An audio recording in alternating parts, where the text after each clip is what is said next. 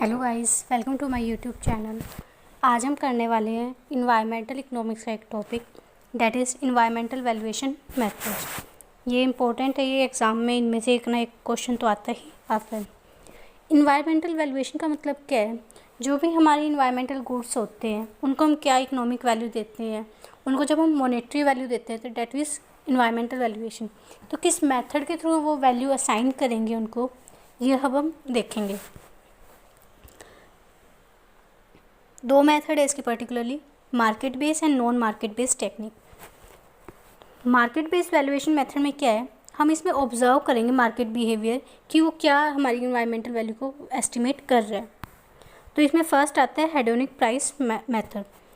Estimate value based on environmental quality के base पे हम क्या देखते हैं, इसमें उसको हम प्राइस देते हैं। लाइक एक हाउस है, एक वो पोल्यूटेड लेक के पास में है और एक हाउस है क्लीन वन के पास में, तो उनके प्राइस में जो है चेंजेस होगा। तो लोग किसको प्रेफर कर रहे हैं कि क्लीन वाले के लिए कितने वो ज़्यादा एक्स्ट्रा पे करने दे रहे हैं और पोल्यूटेड के क्यों अवॉइड कर रहे हैं। तो ये हो रहा है कि हम जो है ऑब्जर्व करके कि क्वालिटी वाइज जो हम इन्वायरमेंट को पैसे दे रहे हैं। सपोज दोनों हाउसेज हैं 5 लाख, एक हाउस है जो पोल्यूटेड लेक के पास में है वो है 5 लाख का, और जो क्लीन लेक के पास है वो है 10 लाख का, यानी कि क्लीन लेक की क्या है 5 लाख एक्स्ट्रा है।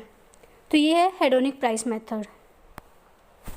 सेकेंड है ट्रैवल कॉस्ट मेथड, कि जब हम किसी भी साइट पे विजिट कर रहे हैं तो हम उसको कितने वहाँ पर एक्सपेंडिचर कर रहे हैं।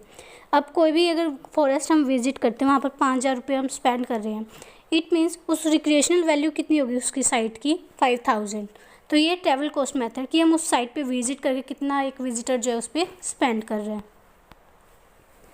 थर्ड है कॉस्ट ऑफ इलनेस मेथड। इस पर हम ये देखते हैं कि हमें उससे कितना हेल्थ हमारी डैमेज हो रही है, उस पोल्यूशन से कितना हमें सफ़र करना पड़ रहा है। तो मेडिकल कॉस्ट हो गया, कोई भी हमारी वेजेस में लॉस्ट आ रहा है, तो ये होता है, इसमें हम ये देखते हैं। अब कैलकुलेटिंग हेल्थ केयर कॉस्ट और asthma cost by air pollution, कि एयर पोल्यूशन से हमें क्या हो रहा है, अस्थमा हो रहा है, तो उससे हमें क्या हो रहा है, हमारी हेल्थ डैमेज हो रही है, हमें उसके लिए खर्चा करना पड़ेगा कि उससे कैसे ठीक कर सकें। तो ये क्या है, कॉस्ट ऑफ इलनेस मेथड। तो ये था मार्केट बेस्ड वैल्यूएशन में 3 है, हेडोनिक प्राइस मेथड ये सबसे इंपॉर्टेंट है, एंड ट्रैवल कॉस्ट मेथड और कॉस्ट ऑफ इलनेस मेथड। अब है second non market based valuation method, जहाँ पर हम ऑब्जर्व नहीं कर सकते हैं। तो हम क्या करते हैं, हम सर्वे वगैरह करते हैं, हम लोगों से डायरेक्ट पूछते हैं कि आप इसको कितना प्राइस देना चाहोगे। Use when no direct market data exist, जब डायरेक्ट मार्केट वहाँ की एग्जिस्ट नहीं करती है। तो इसमें फर्स्ट आता है कॉन्टीजेंट वैल्यूएशन मेथड। इसमें हम क्या करते हैं, सर्वेज करते हैं, तो हम लोगों से पूछते हैं आप कितना इसमें विलिंगनेस टू पे कितनी है उनकी, या कितना वो एक्सेप्ट कर रहे हैं इसको, कि इस साइट के लिए कितना वो दे सकते हैं, एक्सेप्ट कर रहे हैं। That was contingent valuation method के अंदर आता है। And second one is choice modelling, present multiple scenarios with trade off. अब इसमें क्या हो रहा है, हम चॉइस दे रहे हैं कि आप क्या प्रेफर कर रहे हो, आप क्लीन रियर प्रेफर कर रहे हो, टैक्सेस को कम प्रेफर कर रहे हो। तो हम चॉइस पे देखते हैं कि वो किस चीज़ को प्रेफर कर रहे हैं, that is choice modelling. And third one is benefit transfer method. इसमें हम existing studies to estimate value in a new suppose if a lake in Kerala is valued at 10 crore. एक लेक है केरला में, वो 10 करोड़ की है, और एक सिमिलर लेक ही तमिलनाडु में है और सेम वैल्यू की है, तो किसको हम प्रेफर करेंगे, that was benefit transfer method.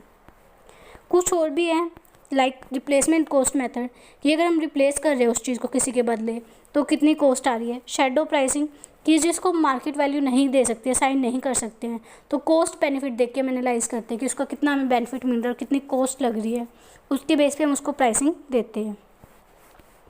तो ये मेथड है। हेडोनिक प्राइस में क्या था कि property market affected by environment, कि जो प्रॉपर्टी है वो किससे अफेक्ट हो रही है, इन्वायरमेंट से हो रही है, कि इन्वायरमेंट वहाँ का कैसे है। अगर सपोज वहाँ क्लीन रिवर है तो उस प्रॉपर्टी की वैल्यू बढ़ जाएगी, और पॉल्यूटेड लेक है तो उस प्रॉपर्टी की वैल्यू डाउन चली जाएगी। और ट्रैवल कॉस्ट में क्या, रिक्रिएशनल साइट की वहाँ जाके जो विजिटर है कितना स्पेंड कर रहे हैं, तब हमें पता चलता है। कंटीजेंट वैल्यूएशन में मार्केट डाटा अवेलेबल नहीं होता है, और चॉइस मॉडलिंग में भी हम ट्रेड ऑफ देखते हैं कि लोग किसको प्रेफर कर रहे हैं। तो यही थी हमारे जो है मेथड्स कि कैसे हम जो है इन्वायरमेंटल गुड्स को वैल्यू करते हैं। आई होप आपको समझ में आया होगा। Thank you.